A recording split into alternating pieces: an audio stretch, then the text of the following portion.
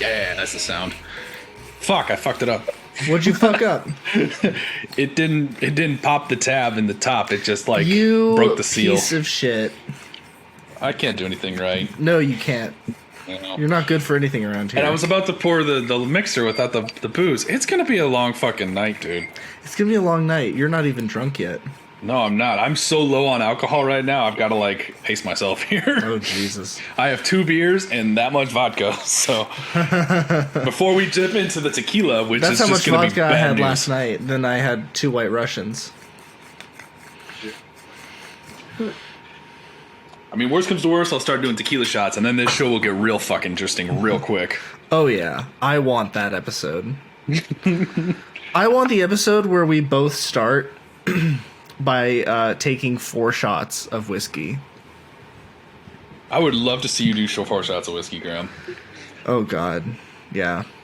Like 2 upsets my stomach. I was going to say, I'd do it. I'd have no problem with that. Wouldn't be my first rodeo. But I know you, and I would That's still fair. love to see that game. That's a very fair point. That's a very fair point. I'm here for this. Sign me the fuck up. Who do I have to blow to get that happen? Oh, you know what? I was just thinking about it. About Wait, what? we were discussing before we got on about what's going on with my camera. I'm a little pushed in today. I was thinking about it, and I was trying to optimize my camera's settings for being a webcam. And so I did take it. I forgot that I did that. I did take it off, and I was adjusting some settings. So that's probably what the fuck is going on right now, and I'm gonna have to fix that. We just spent like 5 minutes. We're like, I don't know what the fuck you're talking about, dude. Like, I don't know what the fuck you're talking about. You're forgot just like that I fucking did drunk. that. I forgot that I did that. You know, I swear to God. this shit happens, man. No, it's never mind. This We're shit not gonna go down happens, man. I'm just saying, this shit happens. there. I'm gonna need more booze. Where's that tequila? You're gonna definitely need more booze. Is the tequila but- turned? Let's see if it's turned yet. Yeah, Nope, that's still tequila. a good pull. That was all right. Woo. So how you been, Graham? I've heard you finished up classes. I'm done with classes. I have one final essay that's due at midnight tonight. I'm done with it. I just need to cite my sources and send it off. Let's see, this seems like a great use of your time then. This is a way of like winding down after having finished the essay and like, you know, chilling, relaxing, going back, rereading it finally and saying, okay, this is good, putting in my 2 sources, sharing it as a PDF and putting it up on my thing, then fucking off. I have done. Let's hope you don't forget I want to to do that too. I want to say something. This semester of school has been tremendously rewarding to me. I have never gotten this much positive feedback all at once for such diverse topics. So, in my photo essay class, I ended up doing the most kind of weird and out there unique project, and that made my instructor very excited about it, and she was probably more excited about my project than other people. Just like gauging the room, she was way more excited about in my class my project than other people's, so that was very like rewarding.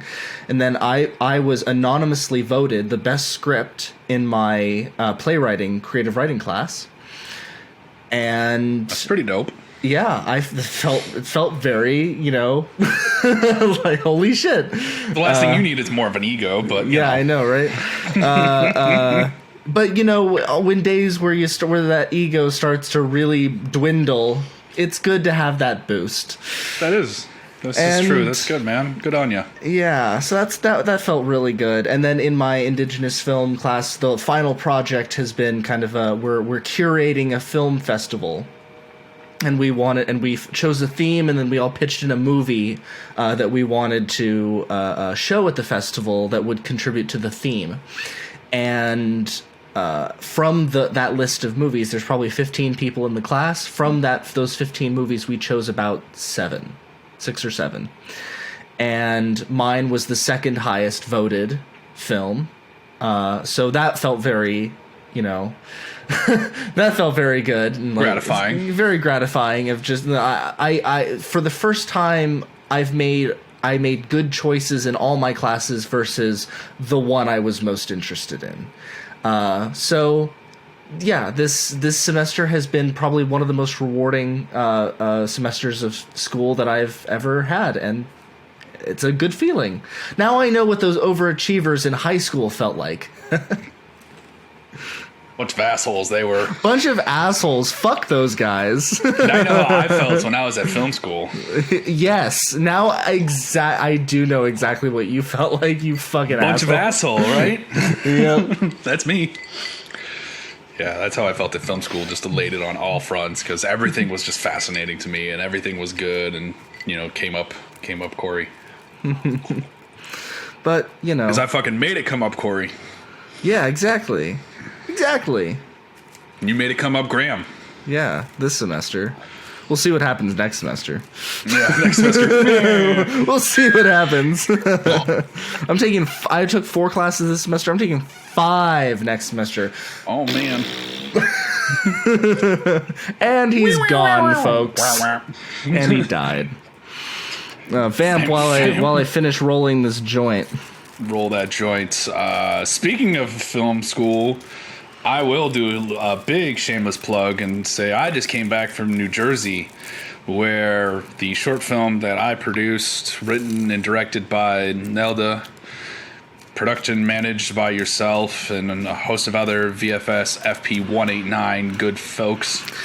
I feel like it's actually cast. a crime in the context of that film to put me and Nelda right next to each other, because the in terms of what I did for that film versus what she did for that film is like, it's because you're right in fucking front of me. Like, other than that, you're barely a cliff note on the credits. Don't get a fucking ego on this one. the way you should have phrased it was, oh, and you happened to be involved. Fair enough. Well, regardless, Hermana screened at the Smodcastle Film Festival, which is out in New Jersey. It's Kevin's first film festival in his hometown. And so I flew out there with my lovely girlfriend, Hannah, and I got to say, that was such a fun trip. Red Bank is such a quaint, cute, fun little town. Just gorgeous. Just so much fun. Like, the houses were amazing looking. Downtown was just super chill and relaxed. The Broad Street, which is where the Jane Silent Bob's Secret Stash is on. Speaking of stashes, that's a good looking joint. The Stash is just a nice, like, main street where we could park and walk up and down and not be worried about anything. We got some really good local brews and beers. And just what a nice place. And then fucking What a nice place. It was, man. Like, it should be Red Bank, New Jersey. What a nice place. Like, that should be on their fucking sign. Atlantic Highlands, we only got to see a little bit of it, but it definitely seemed like the little lower brother of Red Bank, but still was quite nice. Quick Stop. Went to the Quick Stop, did the pilgrimage. Of course, why wouldn't you? Yeah, I wasn't the only one. There was, a bunch of people geeking out. Of course. I feel like there's always at least one Kevin Smith at the Quick Stop at any given moment. Yeah. Well, he still owns the property on the opposite end of the building. So there's Quick Stop on one end, and then there was like an apartment, and then there was what used to be RST, and then there's another store, and then there's the other end, and Kevin owns that other end, and that was the original Smodcastle studio for his film perusing needs, his little private theater, and he still owns that and was doing like panels there. So he was there. I didn't get to see him, but he was there. But there was a bunch of people there to watch a panel with him, and I went into the Quick Stop. I got a coffee and a sticker, so I feel special. Feels appropriate. You didn't get a pack of cigarettes? No, but I got a sticker. It felt better. If you had sent the pack of cigarettes to me, I felt like that could have actually like completed my journey of Quick Stop. I don't need to go, but if I had a pack of cigarettes from Quick Stop, I'd feel like complete. I don't know why. I'm not gonna be subservient to your nicotine needs. You smoked for a while. I didn't and you say smelled that like I was. shit. I didn't say I was going to smoke it. I didn't say I was going to smoke it. I don't care. You would though. I know you. No, I wouldn't. You know how would. I get when I smoke nicotine now because of how much weed I smoke. Doesn't mix well for me. I I don't play do into that.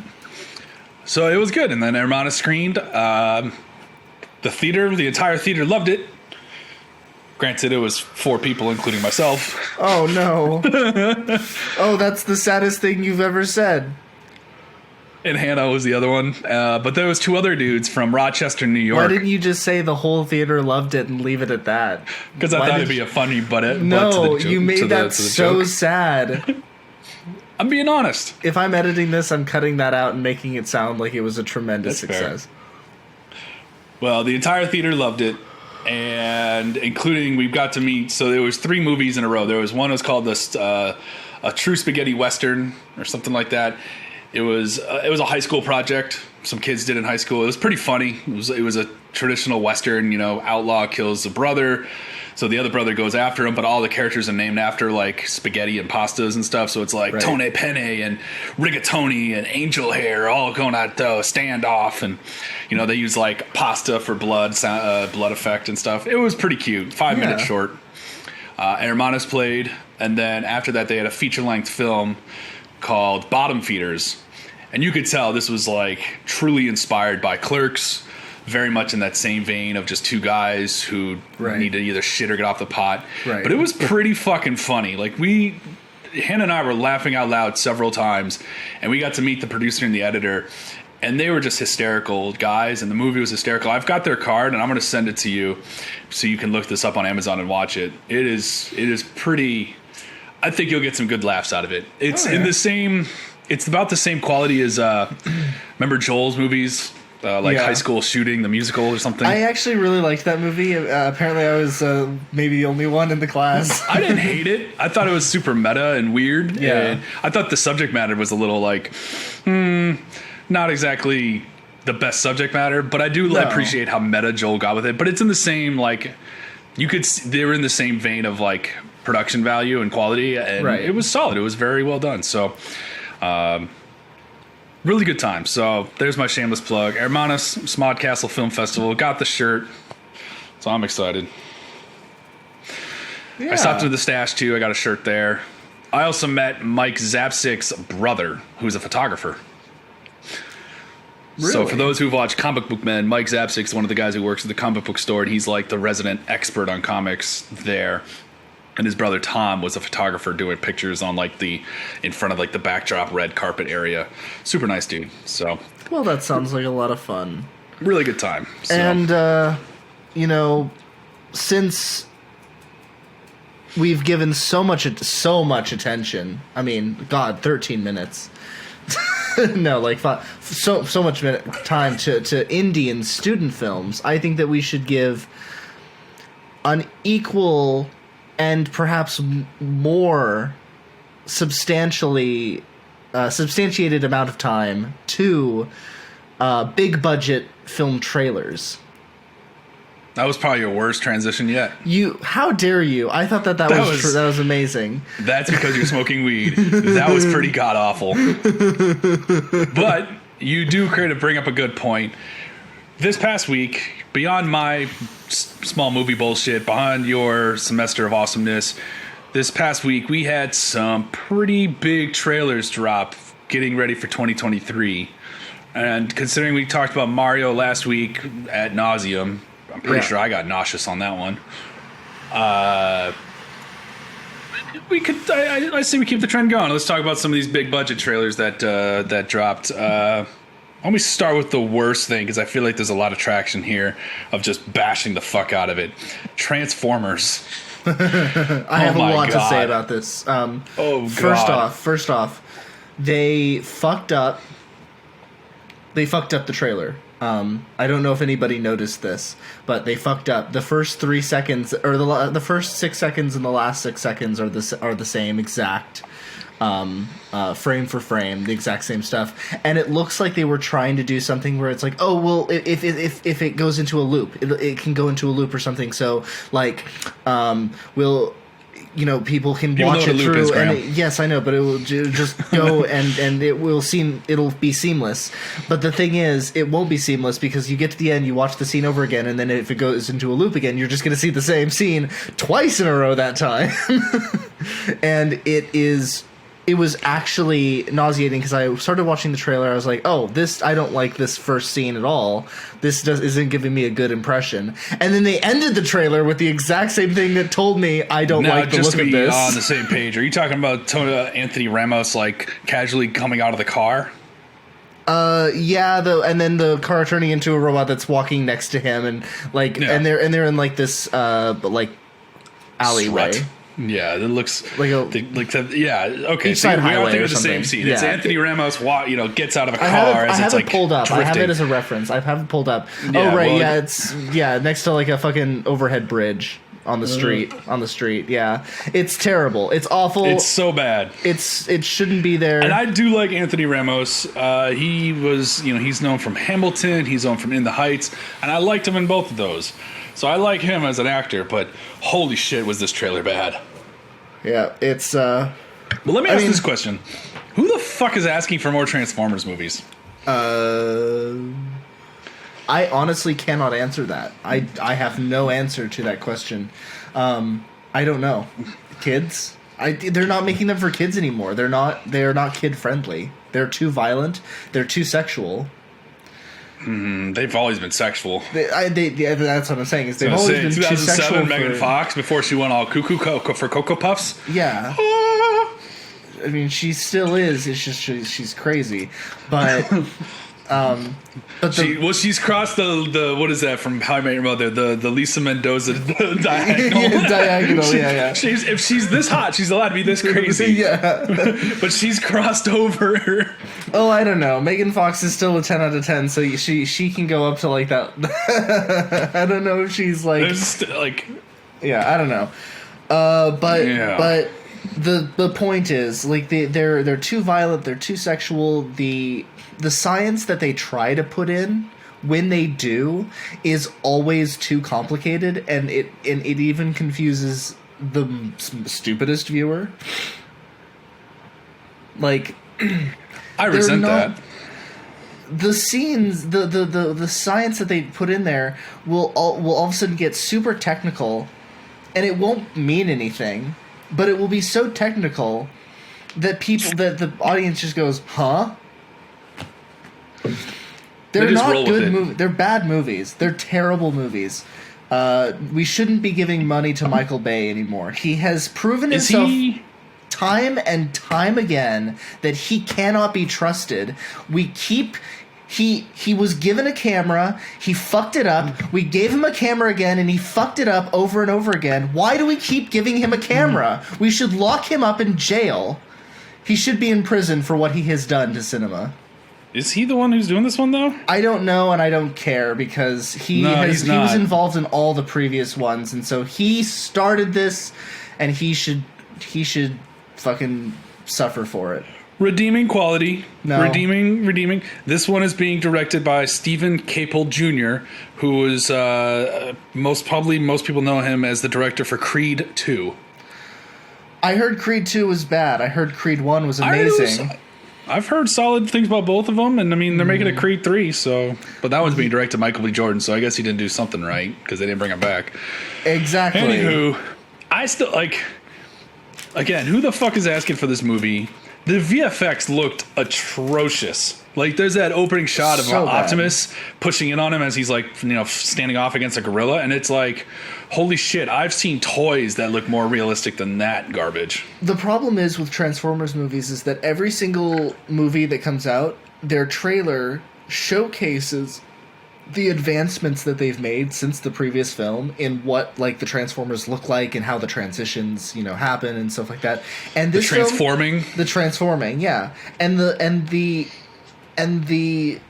This trailer did exactly the same thing, and it was just not impressive, as all of the previous ones have not been impressive. It looks so bad. They're trying to show you that they've advanced, and it's like, if this is your version of advancing, then maybe you shouldn't be trusted. Maybe you need to be put in jail.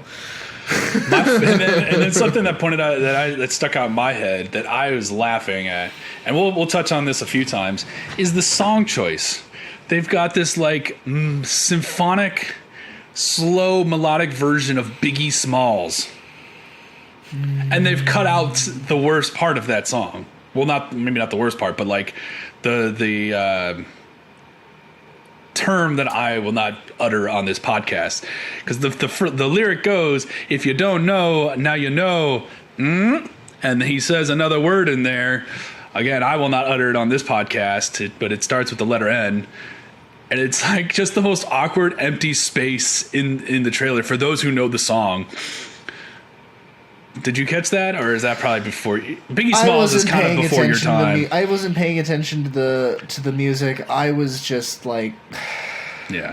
Well, it happened also in another trailer, and here's my segue. The other trailer that I watched with another just really out of place song was for The Last of Us, the latest trailer.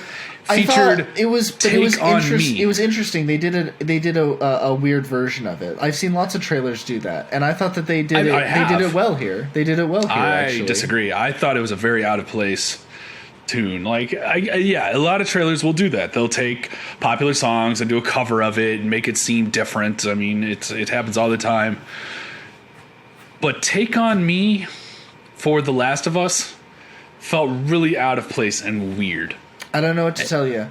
I've like the I was going to ask you because you played the game, right? The version that they used worked. That was the thing. It wasn't slow the and song. melancholic. Yeah, exactly. Yeah, let me put it this way. Tone of the game. It fit the tone. I think there would have been better songs, but that's fair. I was going to ask you, does the song have any significance in the game? Like maybe that's how Joel and Ellie bonded. It's been 9 years since I played that game. Fair. I played that game so long ago. I loved it. I loved it so very much.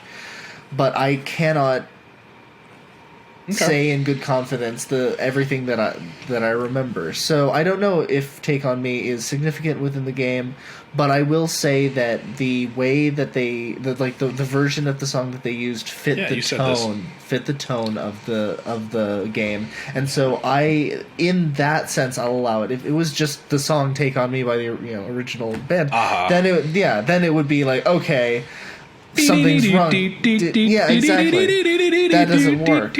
Yeah, no, that would have been awkward.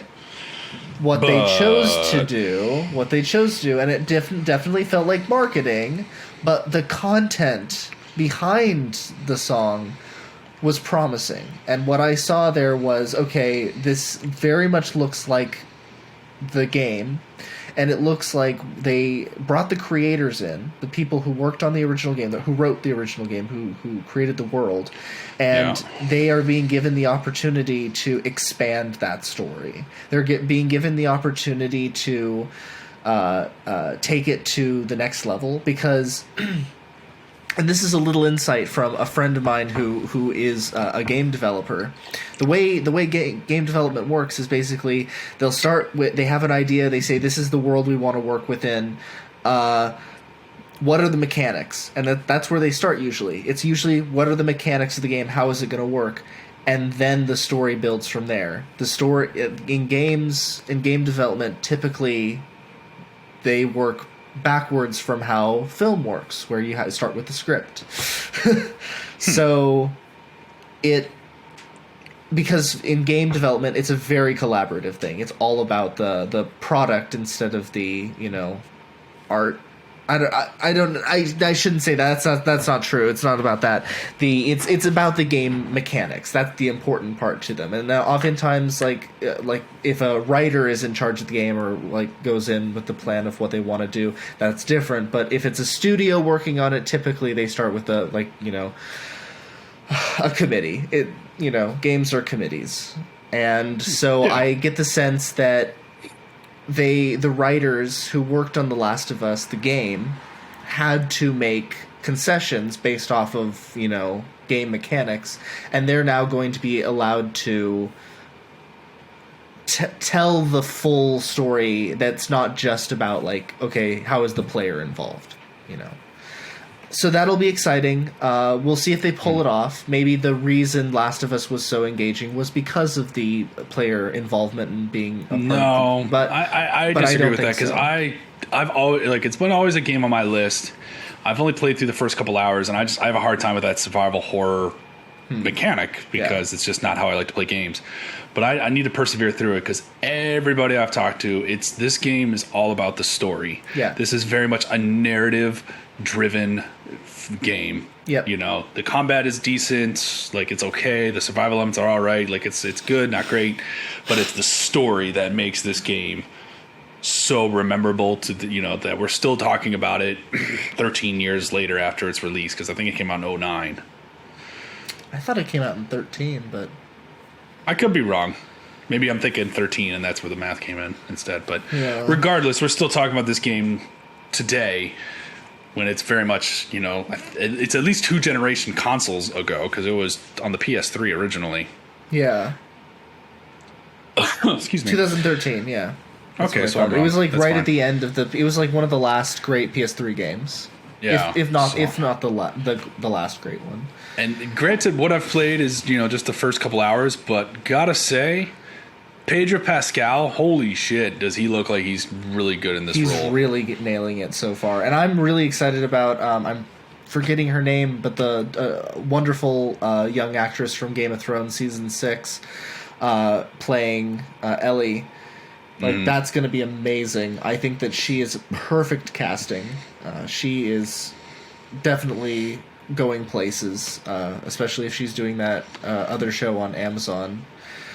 Or wherever that other show is. I'm not sure where. But couldn't tell you.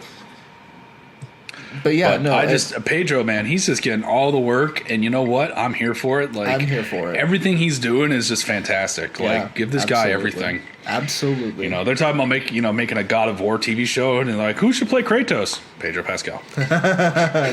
Not really, but I don't think so. I'm kidding. Honestly, you know who I could see playing Kratos? We've talked a little bit. I don't think we've mentioned him for this role before, but Idris Elba. Idris Elba would be a good, maybe. Yeah, he would be bad.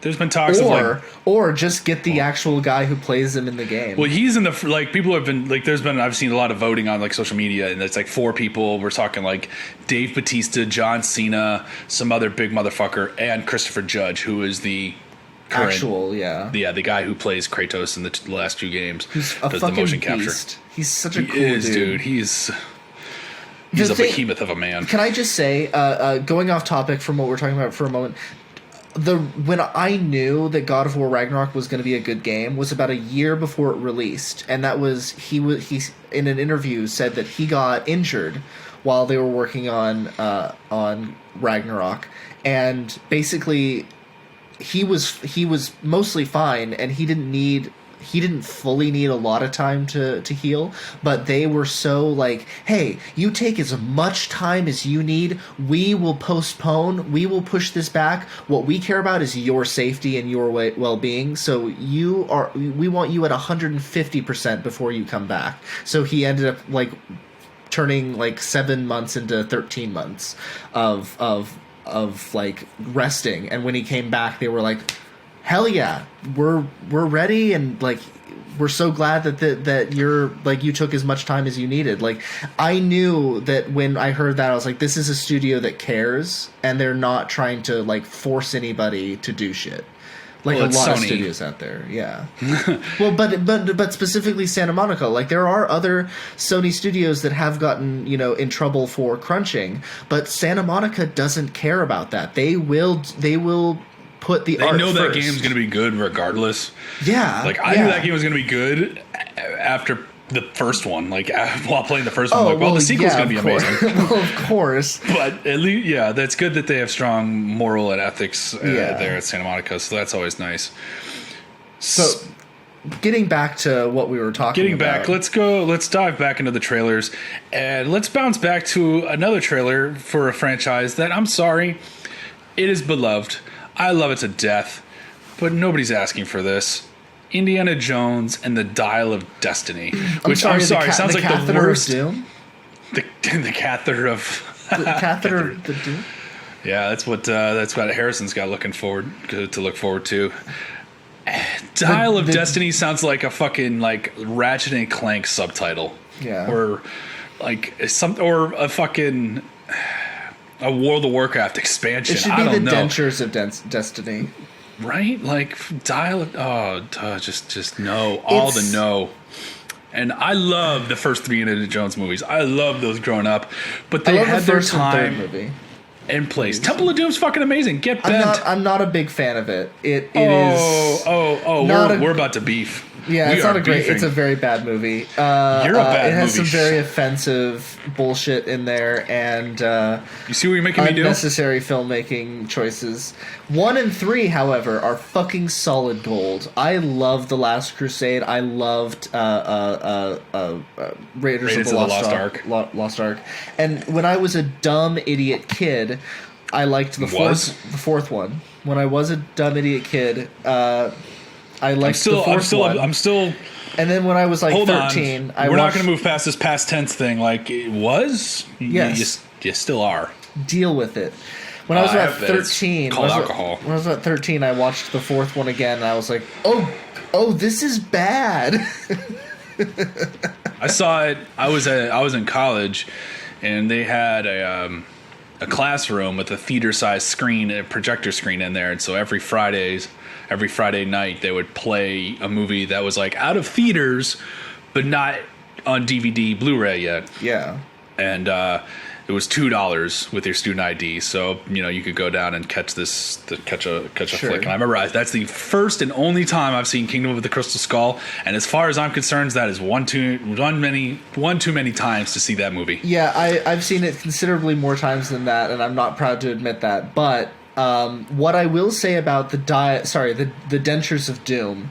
The Dentures of Destiny. It's hard to keep track of them at this point. It's all bad. The Dentures of Destiny at least looks better than Kingdom of the Crystal Skull, but that is not a high bar to clear. Yeah. So, if all you have to do is edit. I mean, honestly, you take a trailer of Kingdom of the Crystal Skull and you take out Shia LaBeouf, and it probably would be significantly better. But this looks a little bit more than that, but it's almost too cinematic for my taste. If that makes any sense. Yes. It looks like they're trying too hard. It looks like a common blockbuster movie of nowadays. It does, and that's the problem. It doesn't look scrappy. It doesn't look low budget. And I'm not saying it looks the like originals it's were crowd low budget. pleasing. It is, and I don't know. At least they brought back Rhys Davies. I was gonna say that was just about what I was about to bring up. You read my mind. I was like, the only redeeming qualities we got Sala back. Yeah. From John Rhys Davies playing Sala from Raiders of the Lost Ark. That's fucking cool. The de-aging tech looks halfway decent. Whatever. Disney's definitely got all the money to throw at it. Whatever. So, I don't care. And I will watch Phoebe this Waller-Bridge from Fleabag is pretty entertaining as an actor. So we'll see what she brings to the role. Yeah. But it's another one of those movies that I'm like, I'm sorry, who's asking for this? Yeah. Like, who wants Indiana Jones and the Geriatric of Doom? My brother and I were texting yesterday about how literally everything is a repeat of what we've had before. He hates Rings of Power. I'm okay with it. I give it like a 6.5 to 7 out of 10. He thinks it's the worst thing ever. I see where he's coming from. I absolutely see where he's coming from. I understand why it is terrible. Give me like a 2-sentence summary of what his argument is. They have absolutely gone against some of the principles of Galadriel and the original characters in Tolkien's lore, and misrepresented the world in ways that Tolkien established was not what he intended. Okay. So, for example, Galadriel is a warrior. Tolkien was very, very fierce in establishing that she was like a great mind, not a great sword. That was kind of one of his sayings. So she's a great mind, not a great arm, or something like that. And they immediately go against that in the first episode, and it's just like, But I enjoyed it just for the pure glamour, and the cinematography and editing at times was just like off the chain. But I absolutely agree with my brother on the shit that he's saying. I'm more willing to forgive and forget and shit. To me, it's like, every time we get a new iteration of Batman, Obviously, the Batmans we like Batman back when Bill Kane and Bob Kane and Bill Finger created the character back in the 30s.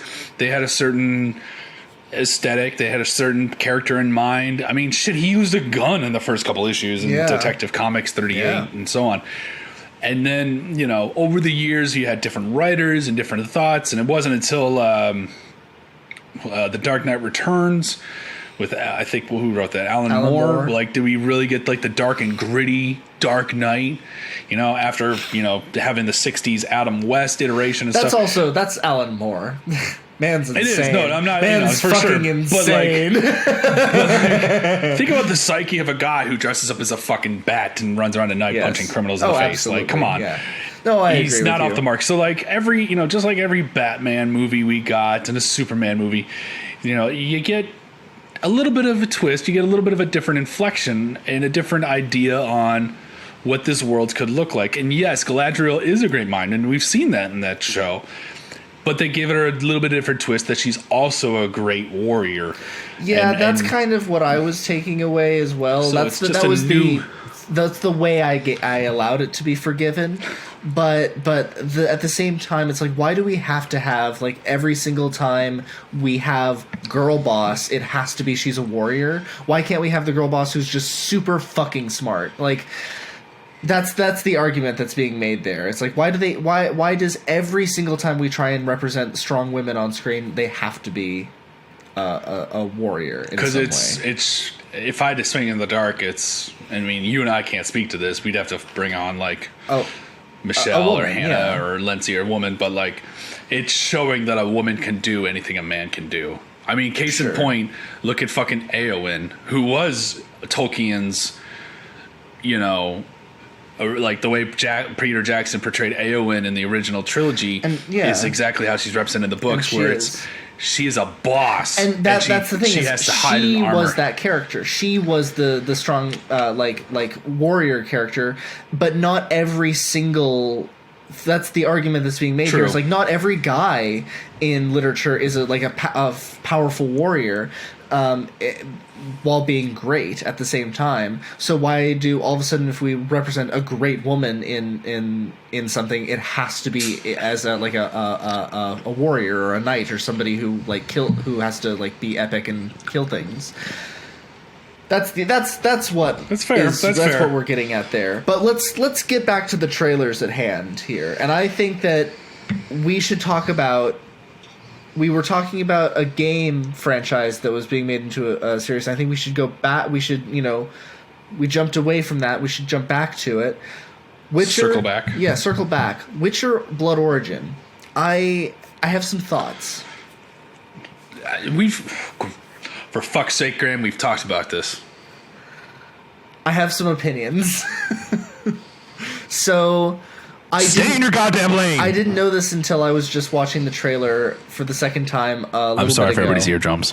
But apparently Dylan Moran, who is my favorite comedian of all time, is in this film. He's playing a character called Uruk One Nut or something like that, which fantastic, great name. But that's not the point. If he has one testicle, that show will be amazing. Yes, and because we know, I know for a fact that if he has one testicle, then Dylan Moran will talk about it at great length. But that's not the point. That's not the point, and that's not what I have come here to talk about. I just needed to get that out of the way. What I have come here to talk about is the fact that this film is literally just Seven Samurai in the Witcher universe. It's literally all it is. Is that a problem? I'm not saying it is. I'm just saying they could have made it a little bit more original. Like, instead of it being literally 7, it could have been like, oh, how about 9? Let's not literally have it be the same number. I don't know. That's just one man's opinion, but it's a little on the nose, and I feel like I'm the only one who's noticed this, that it's almost exactly the same plot. 7 warriors against an empire. Excuse me? I mean, Akira Kurosawa has an influence on, like, all across cinema for the last 50 years. Like, But to take the number, It's just a fucking number. You're gonna say the same thing about Final Fantasy VII? like the differences between Hidden Fortress and Star Wars are astronomical. Fucking in the space part, for instance. So in your mind, no future group party movie can have 7 characters. No, I'm just saying, like, with that specific type plot, with the with the setup that is them against an like the entire empire, that's a little on the nose. I'm saying that if it was like, it's 7 people against against the horde. So if we just goblins kill and shit someone like that. right off the bat, you'll be happy. But I think that's exactly what happens in Seven Samurai, so that one of the people dies very early on. Yes, but still. So it would just literally go, I don't know. That's what I noticed, is that there's no pleasing you, Graham. There is no. No, I'm not saying that this is a bad thing. I'm just finding this funny, and I am curious to see where they go with it, because, I mean, can't they be a little bit more original? Well, I just watched the trailer like minutes before we started recording. Me too. Yeah. And I mean, I've read the books. I haven't played the games entirely, but it's like this entire thing is original, because I mean, there's like they talk about like the like how The Witcher started and stuff, but it's like it's in passing. It's a line here and there. There's no definitive lore. There wasn't in the books.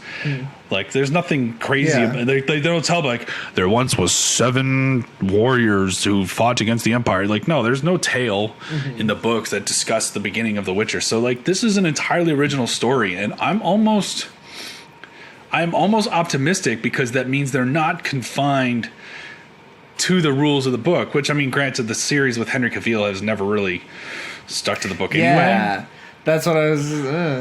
But at the same time, like, they have a fair amount of liberty. But I'm curious to know if Andrzej Sapkowski is involved. Like, is he... The showrunner seems to be heavily implying that he is, but that also, I'm taking that with a big grain of salt. I do not think that he would love where any of this is going. You want some tequila with your salt? Yes, please. All right. He hated the games. He hated what CD Projekt Red did with the games. How could he ever be happy with what they're doing with this show? How could he ever be happy? The first season of the show is pretty 1-to-1 with the book. Yeah.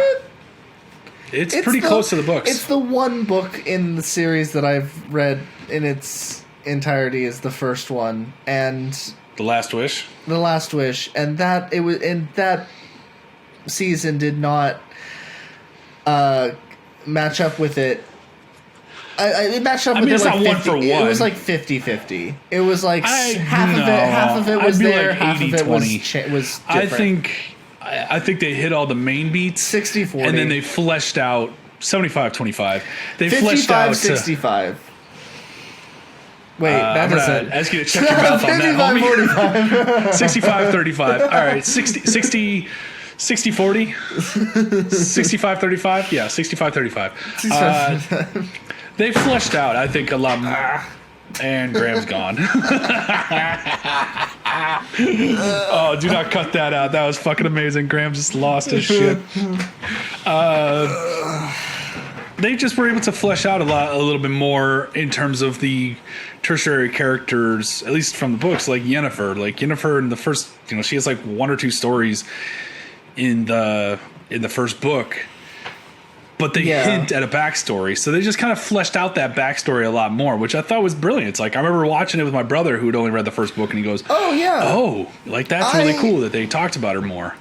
I 100%, like, I enjoyed it for the pure glamour and glitz, as I do with that schlock. But it wasn't like it didn't convey the same weight that the books did. I don't know. The books felt more special in the way they were delivered, and the show just kind of felt like it's like we're just delivering this story. We're just doing. When's the last time you read the books? A year ago. The Last Wish, probably a year ago. It was after. It was after I had watched the first season again. I was going to So say I had them. I had good them. job. I just don't agree with that. I'm sorry. I felt like there was so much that was changed. Like they got the core stuff right, but then all the tertiary, all the stuff that like what the characters were doing to get involved and stuff felt like it was completely changed to me. And then season 2, good lord. I mean, season 2 wasn't bad, but it was just like, what is happening? Yeah.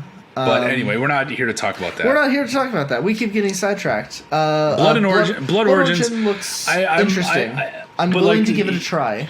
Yeah, exactly. I'm willing to see what they do with it and see what, especially because I mean we got season 3 of which are coming out soon, and then season 4 we got Liam Hemsworth coming in to take over for Henry Cavill. And that's so going to be like, in like 4 years. So true, but it's like I'm curious to see what they're doing with this franchise and how they're kind of expanding upon it. And also, if I may point out one last thing before we move on, I am cautiously optimistic on Blood Origin in its lore because they talk about the monoliths and time travel, and that is important to the books. Right. That's something. Yeah, because of Ciri. Yeah, Ciri does that I'm later aware of on. Ciri's whole shit. So the fact that they're tying it to the Witcher series by bringing in Jaskier or Dandelion, right, is intriguing. I don't know if it's good or bad, but it's intriguing. I was like, ooh. Yeah. That, like, the second they mentioned the monoliths in the trailer, I was like, oh, like, that's how Ciri time travels and, like, jumps to different, alternate, like, realities and time periods. Gets engaged to Sir Galahad and all that. Yeah. It's all sorts of fucked up. Yeah. It's a whole weird chapter. It's a whole thing. It's a whole thing. I'm aware of it. But so I'm intrigued that they're doing this out on their own, but they're tying. At least it seems like they're going to try to tie it to the current day. The contemporary series, so to speak. So we'll see what happens there. We'll see what happens. I'm excited for Dylan Moran because I haven't seen him act in anything since like. I think it was the Calvary in 2013 with Brendan Gleeson, and he just played a fucking Mad Eye Moody. He just played a drunk millionaire, and Brendan Gleeson played a priest who's trying to figure out who's threatening to kill him. That sounds like something Dylan Moran would nail hard. Oh, he nails it. The first time we see him, he's pissing on a painting in his own home. Yeah, that's pretty much it. It's fantastic. So what I'm just excited for that now. We'll get excited for the last trailer, which was Guardians of the Galaxy Volume 3. Oh, I am excited for this. You know how I love Guardians of the Galaxy. Do you like Guardians, or you just like Chris Pratt? I mean, I actually don't like Chris Pratt as much as I used to. So I'm more excited about... You played him in a movie, mind you. I know. But, like... I'm going to agree with a lot of people right now. Chris Pratt, when he was, not the big, massive movie star with the big muscles he is now, he was a lot more enjoyable. When he was Andy Dwyer on Parks and Recreation, he was goofy and lovable and ate lots of pizza and had dogs kissing him on the face. Like that was a delightful character, and that was a delightful person that he was. And everybody who all the writers of that show talk about how that character was so based off of him. They were like, we just wrote him as a character, and that's who he was. And I feel like Chris Pratt has done so much to just distance himself and try and make himself into this cool, movie star kind of aesthetic. Like I have a farm and I raise my own animals and I'm married to a Schwarzenegger, and like he has tried to curate this aesthetic for himself, and I'm like, dude, that you're just not as fun anymore. You're not as enjoyable, and I hate your movies. But Guardians Don't of the hold Galaxy, back, Graham. Tell us how you really feel. Guardians of the Galaxy 3, I'm really excited for because James Gunn, first of all, I love James Gunn's directing. I think that he's amazing. But also because I've heard that this is going to be all about Rocket. This film is Rocket's story, apparently, and I have really wanted to see like Rocket's story all this time. And I think that it's going to be a very, very satisfying... Knowing James Gunn, it's going to be a very satisfying conclusion to their saga, to their trilogy. Well, let me ask you this, then. Do you think this will... is this the end of the Guardians, or... Yes. These Guardians. This is the end of these Guardians. I think that they're going to kill off Rocket and Drax. Bold statement. I could understand the Rocket part, but what about Drax? Why do you think There's that? a lot of evidence in the trailer that suggests that he's going to die. There's several shots of him just not looking like he's at 100. You know, he looks like he's kind of on his way out, so to speak. You know, he's being dragged around, being held up and dragged around after a fight. He just kind of looks miserable after another fight. You know, like they're showing him a lot more defeated than in the past movies, and I think that either is a sign of him kind of like putting away his knives, or he's gonna die in his final fight. And I think that if he and Rocket were to go out, it would basically put I think that the whole team would just kind of say like, all right, let's go our separate ways. I think that's what's going to happen. I think that's what's going to happen here. I think Adam Warlock is going to tear apart the Guardians. The Guardians. I think he's going to kill Drax, and then Rocket is going to sacrifice himself for, or the other way around. Well, all right. That's some heavy stuff. I'm going to disagree with you on a lot of fronts. All right, go ahead. And it's all respectful. It's all, well, fuck you. I'm just conjecturing here.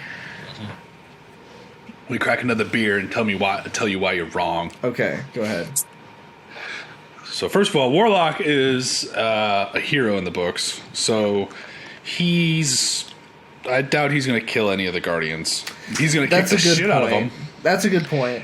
And now if they bring in Magus, I think that's the character's name. There is a dark alternative version to Warlock from the future, who is a villain.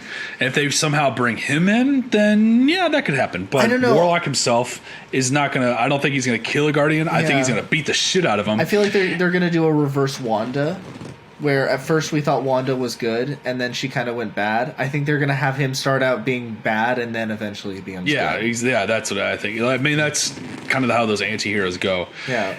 We'll see, if they stick to his true comic book origin, because also something about Warlock that I found very interesting is he speaks in alliteration. So everything he says starts with the same letter. Like when he says something, he'd be like, it'll start with like the letter A or B. He's V for Vendetta. Exactly. He speaks like that, and it's interesting if he can hold it up. There's another villain in the movie I don't quite recognize, so we'll see what happens with that, though. I know there's another villain.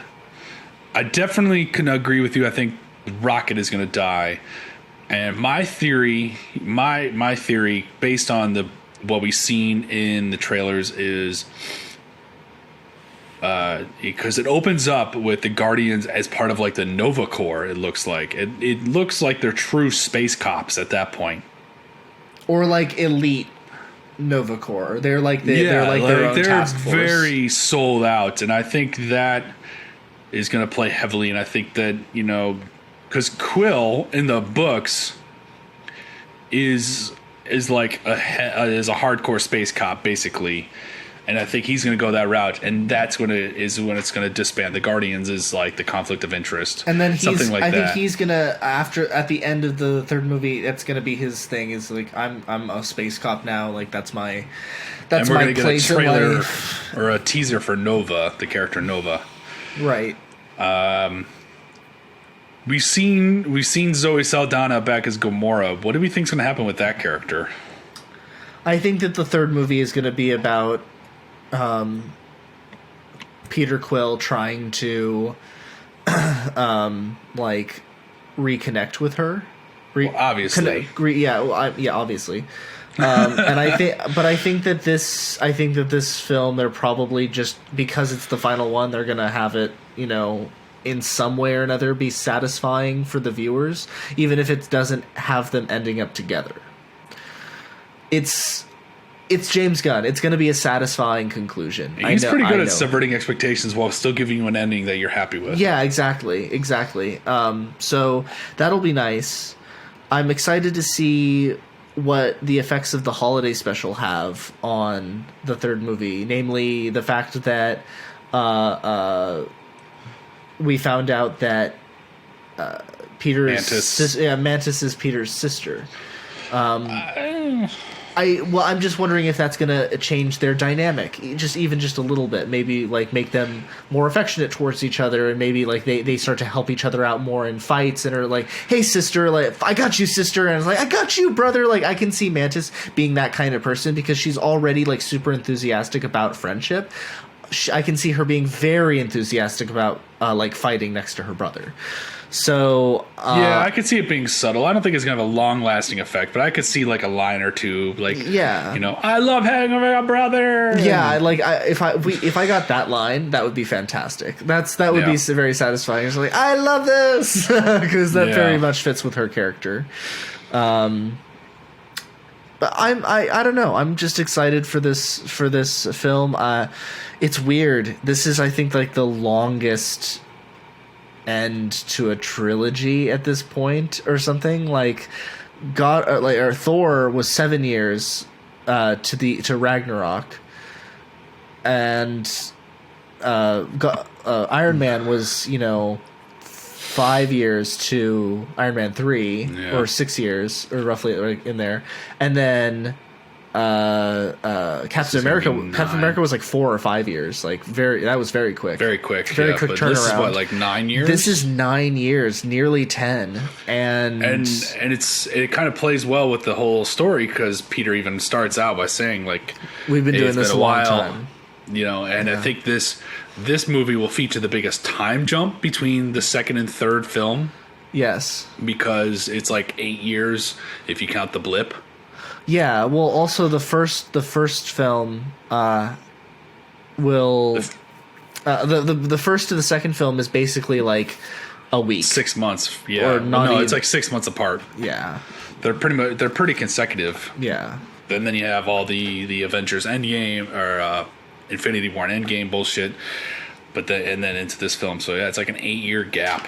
Because between the second movie and Infinity War, it's like a 5-year gap, I think. Or I feel like we're gonna get we're definitely gonna have some sort of closure on what is her name? I'm forgetting the Gamora's sister.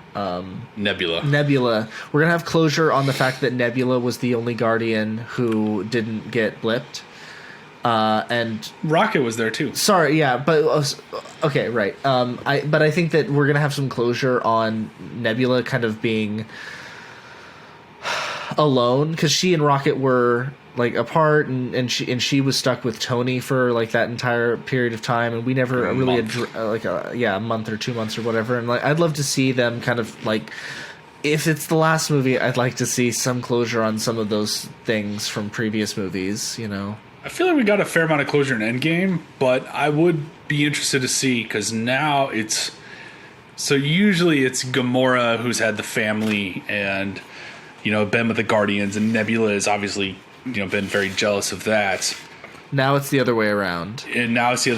So now Nebula has to convince Gamora to come join the family versus vice versa. Yeah. I think that's going to be the dynamic, and that's going to be the tonal shift between those two characters. Right. Which, shout out to Karen Gillan and Zoe Saldana for playing just like the most dysfunctional, wonderful sisters. Yeah, very, very fun, very nice. Yeah. Like I don't know about nice, but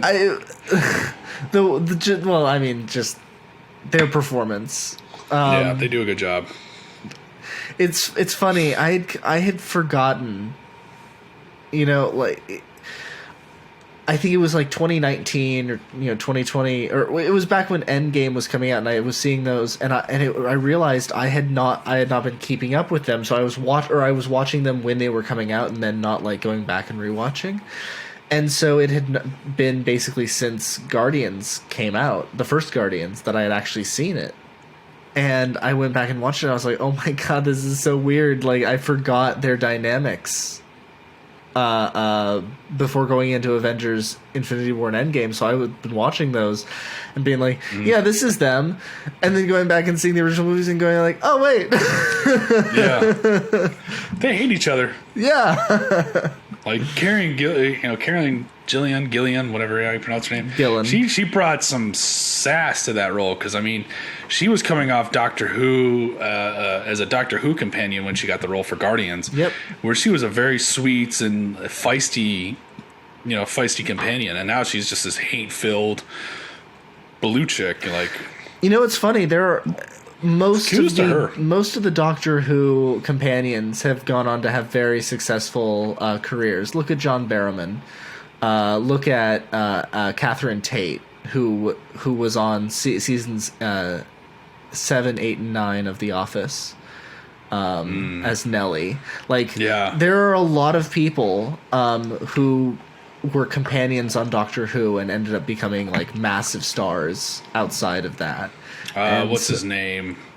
The guy who played Rory was one of the first season members of Legends of Tomorrow.